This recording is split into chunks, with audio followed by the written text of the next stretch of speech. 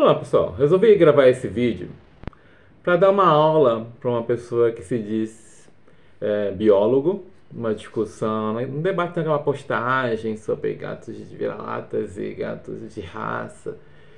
E a pessoa que se diz biólogo e que diz trabalhar também no Instituto Fiocruz, que vergonha em Fiocruz! É por isso que as pessoas estão perdendo a credibilidade em vocês ultimamente, hein? Mas vamos lá. Aí ele teimou dizendo que todas as raças seriam de manipulação do homem.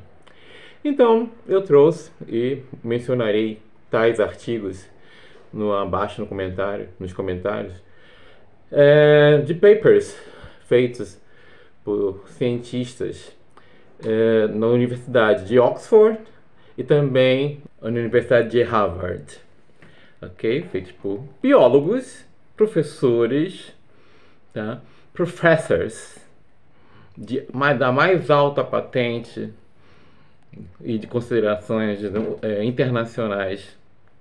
Tem uma, por exemplo, a Barbara Schall, que ela tem mais de 200 publicações científicas na área da evolução genética, tanto de plantas como dos seres, de animais domésticos, por exemplo. Tá? Então vamos lá. O tal biólogo brasileiro disse não ser biologia, seria ciências biológicas. Ele confunde nome de disciplina com o nome da ciência. A ciência continua sendo biologia. Tá bom? Volta para a escola. Vamos lá. Segundo trabalho, primeiro, de Oxford, paper de Oxford, os gatos teriam começado a ser domesticados em torno de 12 mil a 15 mil anos atrás.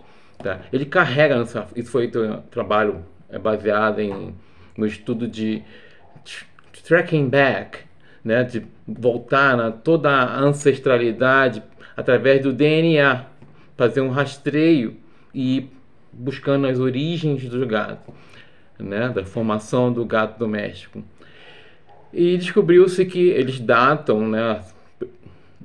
Tem ali na sua genética relação com os leões, sim, datam os cheetahs, e de alguma forma eles foram distanciando e evoluindo conforme as leis naturais do ambiente e da alimentação que se encontra naquele ambiente. Assim como nós também, conforme mudamos a alimentação após centenas de anos, milhares, nós teremos na nossa evolução também mudanças corporais. Assim acontece com as espécies, outras espécies, no caso, nas raças felinas que nós estamos falando. Tá? Das 41 raças cadastradas no Cat Fences Association, tá? CFA, que é uma federação americana de registros de raças de gatos, tá? Das 41 raças, 16 seriam raças naturais dos gatos. O que seriam raças naturais? São aquelas sem interferência do homem. Homem que eu falo, ser humano.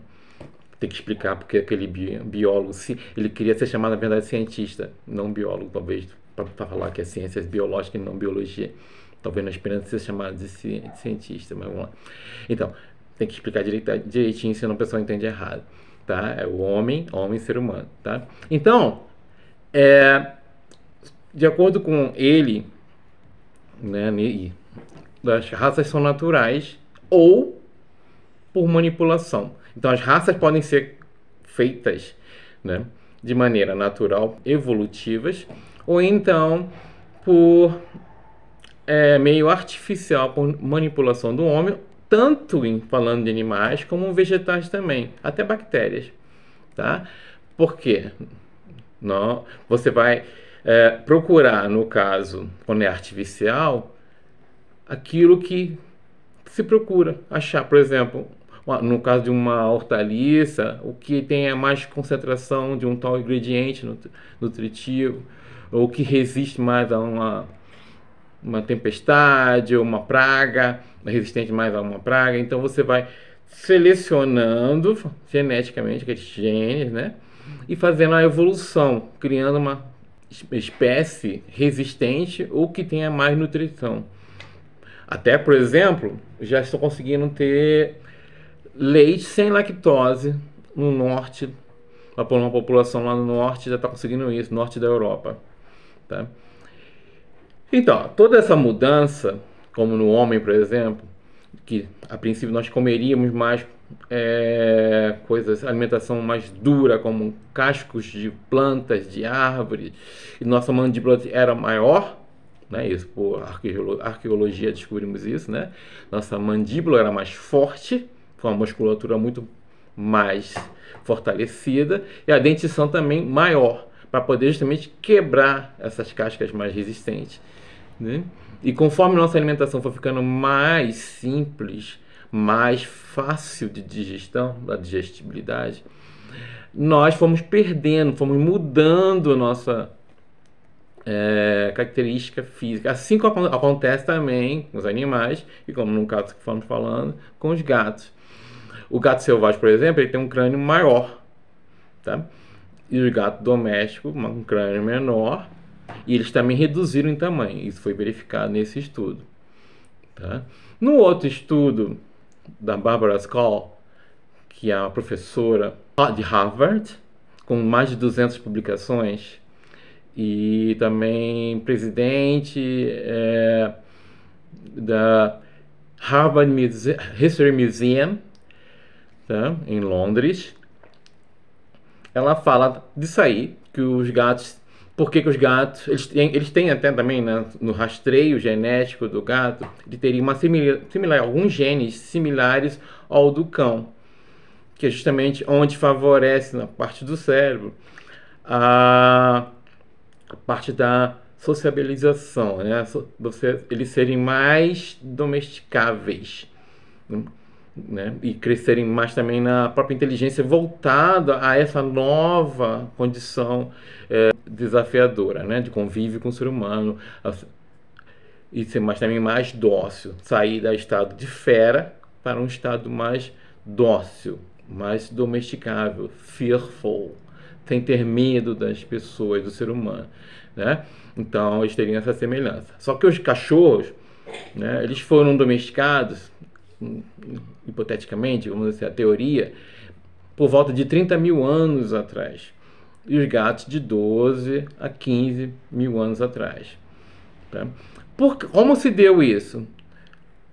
Também por estudos, né, arqueológicos na área do Oriente Médio, né, foram levantando que os animais foram trazidos para a domesticalização por necessidade, por assemelhação, digamos. O olhar mais cativante, um olhar mais de coitadinho, ou muitas vezes, porque o cachorro teve uma identificação no início, até pela necessidade do que o cachorro poderia propiciar, que era segurança, companhia, ajudar no trabalho da plantação. Os gatos, teoricamente, né, há uma teoria, né, uma ideia, segundo o doutor, esqueci o nome dele agora, em inglês, os gatos teriam aparecido pelo interesse das coisas que se jogavam fora, né, de resto de comida ou coisas que se deixavam estocadas, e o gato apareceu no interesse pela curiosidade e também pelo interesse de pegar migalhas, e ao mesmo tempo prestando serviço, porque eles caçavam os roedores. E os humanos viram essa importância e trouxeram também para a vida doméstica. E isso falando de coisas de 10 a 15 mil anos atrás. Tá? Só que assim como aconteceu com o homem, acontece também com as plantas e acontece com as bactérias, né? Alguns dos cães e os gatos também, como estão falando dos gatos, eles se permaneceram nas mesmas, vamos dizer assim, características, same traits, as mesmas características, tá? Mas evoluindo, firmando mais aquelas condições ou alterando alguma coisa ou outra devido à nova alimentação, à facilidade de se encontrar comida, já que estava em convívio com o ser humano e o ser humano provia o alimento. Então, muita coisa que era necessário antes da caça, para alguns, digamos, as raças naturais, deixou-se de ser necessário, né? E para outras ainda não. Como o Maine Coon, por exemplo, uma raça natural, já dito em outro trabalho, deixarei os links abaixo. Eles já tiveram uma evolução nas características, nos traits, para a caça, para mantê-los atentos, velozes, protegidos do tempo, neve, né? E ter condições, como falo no outro vídeo,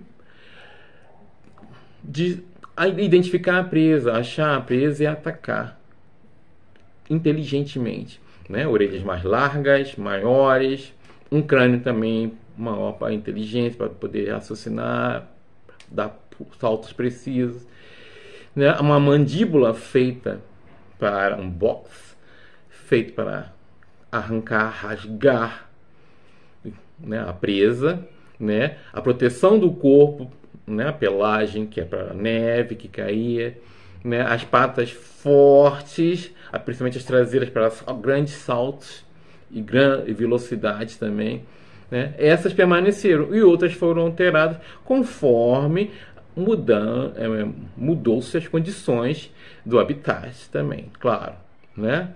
E até a facilidade de cruza muda com o tempo, as características físicas de qualquer espécie, né? Então, o que aconteceu com o tempo, outras vamos dizer, outras variações da espécie, que pode se chamar de raças, elas teriam a sua variação feitas também pela a interferência do ser humano, do homem, para esse cientista biólogo, que ele quer ser chamado assim. Tem que explicar, homem e ser humano. Então, por quê? Porque para algumas coisas, né, alguns, vamos dizer assim, variando até de região para região, as necessidades locais passaram a ser outras, eram outras, são outras. Ao mesmo tempo que também certos atrativos na aparência, apelos condicionados à facilidade de se achar certo tipo de alimentação, digamos assim, forçou uma seletividade artificial ou até por uma ocorrência genética, uma mutação que se achou interessante e se replicou forçadamente, de maneira artificial, que tenha gerado com isso uma nova raça, e uma raça passa a existir, voltando, devemos dizer, quando se consegue repetir nas proles consecutivamente as mesmas características, tá? Enquanto não se repete, não está fixado, aí não pode ser raça, tá? Se é ocasional, não é uma raça. Quando se repete nas proles, passa a ser uma raça, tá? Essa variação reconhecida da espécie. Aí, dando mais uma aulinha para esse... É que ele quer ser chamado de cientista biológico, sei lá. Quase uma bactéria. Então, vamos dar uma aulinha para ele. As doenças ou possíveis, vamos dizer assim, possíveis ocorrências não desejadas numa variação, numa espécie, raça, né, que possa ocorrer. O que antes existia, digamos assim, da determinada variação daquela espécie, tá, era conhecida e é conhecida, mas quando você faz intercruza, né, você passa a não ter mais o conhecimento da ocorrência, mas existe uma propensão, existe uma possibilidade, ou vamos dizer assim, quando você sabe uma origem, mas quando não sabe a origem, não consegue rastrear geneticamente a origem, você é pego de surpresa, né? A coisa acontece e caramba, teve esse problema, né? E o que seriam os SRDs, os gatos sem raça, os gatos chamados de vira-lata, que merecem todo o amor, continuo dizendo, né? Tanto quanto os de raça, né? Eles, por serem cruzas de gatos ancestrais que tinham-se uma raça, uma variação repetidamente fixa de características, de Siamese traits, tá? Que se tinham doença antes, o vira-lata não deixou de ter doença. Essa bactéria, né? O cientista biológico, de uma bactéria biológica, que diz que não tem doença. Não, vira-lata tem doença genética. Ele tem, só não é conhecida. Para ser conhecida, você teria que fazer um rastreio daquela unidade ali, daqueles, vamos dizer assim, espécime ali. Porque num conjunto de vira-latas, como ele é uma cruza, né, uma intercruza de várias outras raças, não se tem mais como dizer, naquele grupo ali, todos têm a mesma possibilidade de ter uma tal. Não dá para dizer. Tem que ver um a um, porque cada um vai ter uma porcentagem maior de uma determinada raça, ou de uma outra determinada raça, tá? E a doença que possa vir a ter é desconhecida, mas pode ter sim. Ele não está isento mais do que o outro. Não confundam não ter doença com ter resistência. Ter resistência é uma coisa, é ter anticorpos, é ter malícia, esperteza para se evitar certos perigos, tá? Vamos deixar a maneira mais clara, comparar com crianças super protegidas e crianças que brincam na rua, sob chuva, em qualquer condições climáticas. Quem fica gripado mais facilmente? A criança super protegida que fica dentro de casa ali, toda agasalhada. Já a criança de rua quase não pega gripe. Ainda fica, vamos dizer assim, né? Não fazendo apologia a viver na rua. Machucou o pé lá, a criança de rua acaba sendo mais esperta e cria aquela casquinha na pele mais sedimentada, uma epiderme mais grossa ali, que vai proteger mais o pé, enquanto a criança super protegida dentro de casa, ao sair na rua, pisou num grãozinho de pedra lá mais apurada assim no cume dela, ele fura o pé, né? É por aí. Então vivas ao SRD porque não vai ter doença e é mais resistente. Não é assim, tá? Porque até o SRD ele pode ter 80% a 70% de uma raça bem pura ali antes. E aí? Ele vai carregar tanto a possibilidade de problemas de uma raça e de outra. Então, digamos assim, né? Digamos, se uma raça tal, letra A, vai ficar mais fácil para aquele da ciência biológica. Aquele A tem uma tendência a ter PKD, as doenças de rins, e o B tem mais tendência, uma propensão a ter a doença do HCM no coração. Quando você tem um vira-lata, que é uma mistura daquele que tem uma propensão a ter doença do rim, com aquele outro que tem a propensão a ter doença do coração, este gato SRD vira-lata terá a propensão, a possibilidade de ter tanto uma quanto a outra doença. Tá bom? Fica mais fácil assim, tem que desenhar. Se precisar desenhar, eu desenho. Tá? Ele não está isento só porque ele é vira-lata, não vai ter doença. Não. Ele só é mais resistente a outras coisas que mais bobas da natureza, bactérias assim, mais presentes, por ter já certos anticorpos, que o de raça pura, criado em lugares mais fechados, não tem. Então, para concluir, é errado dizer que o gato vira-lata não tem doença ou está livre de ter doença, ou estaria livre de ter doenças que os gatos de raça reconhecidamente possa ter. Está errado isso, tá? Porque as doenças que uma linhagem carrega, o gato misturado terá a possibilidade de ter doença que a linhagem alfa e a linhagem beta e mais as outras que incluírem nessa mistura genética que torna uma variação da espécie vira-lata, chamada vira-lata, vai ter, né?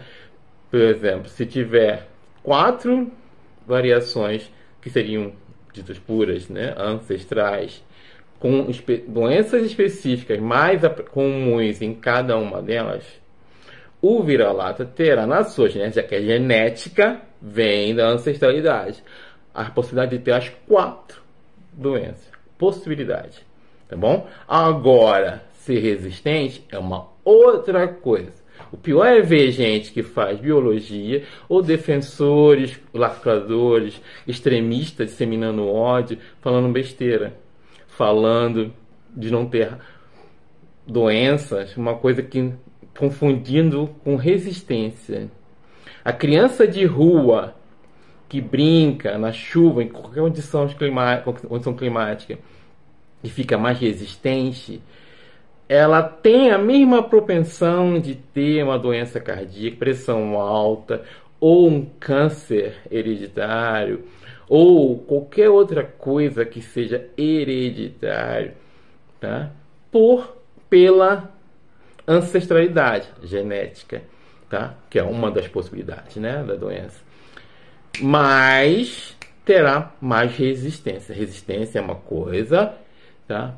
E não ter doença é outra coisa, tá bom, gente? Não confundam. Então, se querem lacrar, não façam o close errado. Que tem gente fazendo um close errado. Aquele cara tá fazendo um close errado. Ainda tá trabalhando lá naquela tal coisa lá do Rio de Janeiro, a FIFIL. Não faz isso. Diz que tá fazendo doutorado. Meu Deus. Estão distribuindo diplomas assim, ó. Assim, né? Porque como é que fala uma besteira dessa? Né? Ainda confunde que tudo é feito. Todas as raças, nem todas são manipuladas ou criadas artificialmente. Tá? Você que fez biologia, mas para aquela pessoa lá é ciência biológica, mas saiu do Brasil, ou saiu daquela tal universidade, aí foi para a Inglaterra, ou foi para os Estados Unidos, ainda é biology, ok? Ainda é biology. Aí você vai descobrir, por pessoas mais sérias, que as raças existem por vários fatores. Evolução, tá? E manipulação, tá? Aliás, a evolução inclui a manipulação. Só que falar evolução não é necessariamente ser uma coisa boa. Evoluir é caminhar num sentido. Então, isso é evolução. Caminhar num sentido. Ela evoluiu nesse sentido. Não quer dizer que foi para bem ou para ruim. Esse é o significado de evolução. São mudanças que ocorrem de acordo com o tempo. Tá bom? Isso é evolução. A pessoa também... hoje em dia tá assim. Falou uma palavra, a palavra parece uma coisa, a pessoa entende outra coisa. Não tem mais a mesma cultura de antigamente fazer o quê? É assim, evolução, uma linha, uma evolutiva, progressiva, de mudanças adquiridas com o tempo. Para bem ou para mal, ruim. Certo? E no caso das raças, elas tem uma evolução onde ocorre por leis naturais, de necessidades locais, né, de clima, facilidade de alimentação, tipo de alimento, assim como também algumas outras por interferência do homem, voltando a explicar para aquela pessoa, ser humano, homem e ser humano. Fazendo assim, aí você tem, então, existem, como eu disse, das 41 raças registradas no CFA, a Cat Fences Association, que é uma federação, uma das mais sérias do mundo, nos Estados Unidos, Das 41, 16 são naturais dos gatos. Tá bom? Evolução natural, incluído Maine Coon. Okay? So see you later for more explanations. Bye bye, see you.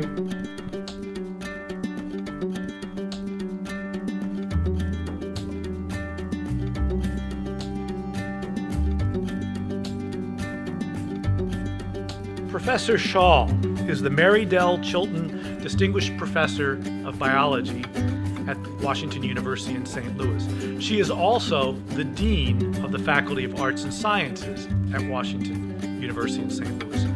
She is nationally and internationally recognized for her scholarship over the last many years, and she was one of the first people who was looking at evolution and populations and domestication history to really get in on that wave of using DNA and the molecular world to confer some of the insights that we might now think are quite remarkable and were unimaginable just 20 or 25 years ago.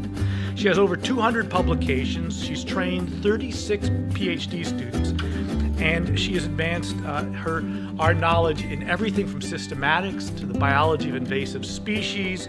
She's worked on the way that genes move between populations in nature, and she's done some amazing things. Although we won't hear about rice tonight, she's been very important in understanding and uncovering how the domestication history of rice, one of the most important food crops on which humans have essentially grown up over the last 10